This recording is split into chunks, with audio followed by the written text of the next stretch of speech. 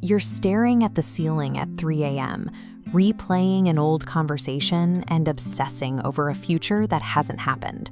This kind of overthinking is a significant cognitive burden that drains your energy and sabotages your daily productivity. Modern cognitive behavioral therapy tells us exactly why this happens.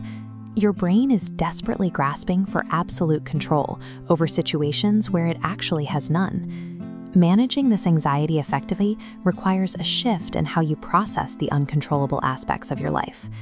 Centuries before modern therapy, Islamic scholars identified a precise remedy for this cognitive trap: Tawakkul, or true reliance on God.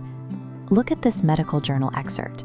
It explicitly highlights trusting God, or Tawakkul, as an active coping strategy linked to cognitive reappraisal, which research suggests lowers cortisol and regulates the amygdala, your brain's fear center.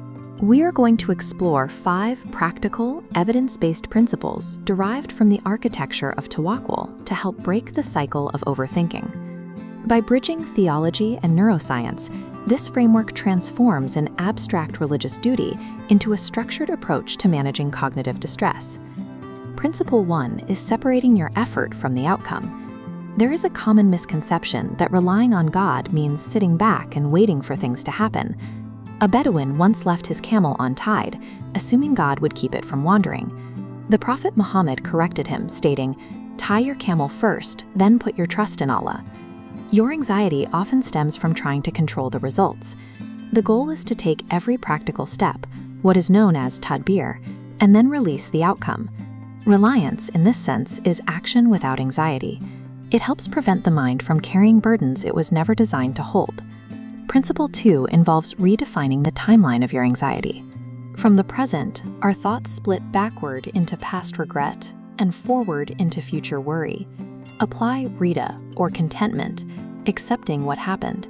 By releasing your grip on the future, you stop projecting fear into the unknown. Addressing your attachment to the past and future is a direct way to achieve presence.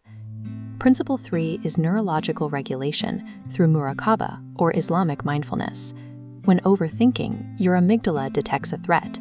It forces your entire biology into a fight or flight state. Secular mindfulness typically asks you to focus on your breath. Muraqabah takes this further by anchoring your racing mind in constant awareness of a higher power. As outlined in this paper on integrating Islamic principles in therapy, repeating phrases of Dhikr, or divine remembrance, actively aligns with mindfulness-based interventions. This repetition signals safety to your nervous system, quieting the prefrontal cortex and reducing decision fatigue. Muraqabah functions as a practical technique that can actively shift your brain out of threat mode. Principle 4 is cognitive reappraisal through divine certainty. Tawakkul shifts the internal question from "why is this happening to me?" to "what is the lesson here?" Facing an army and an impassable sea, the Prophet Musa rejected sensory panic and vocalized absolute certainty, "My Lord is with me." This leads to Principle 5, distinguishing productive thought from total paralysis. You can apply this daily. Assign a 10-minute worry time, separate solvable from uncontrollable realities, and utilize prophetic supplications for grounding. When you vocalize trust during impossible situations, you initiate a neurological signal that counters panic, offering a practical way to reset the mind's baseline. Tawakkul does not guarantee a life free of hardship.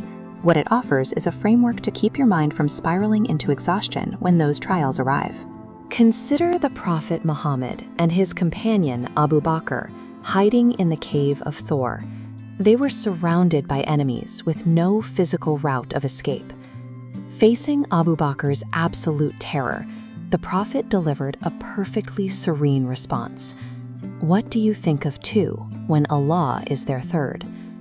When you tie your camel and surrender the outcome to the divine, you develop a quiet resilience that keeps you present even during severe uncertainty.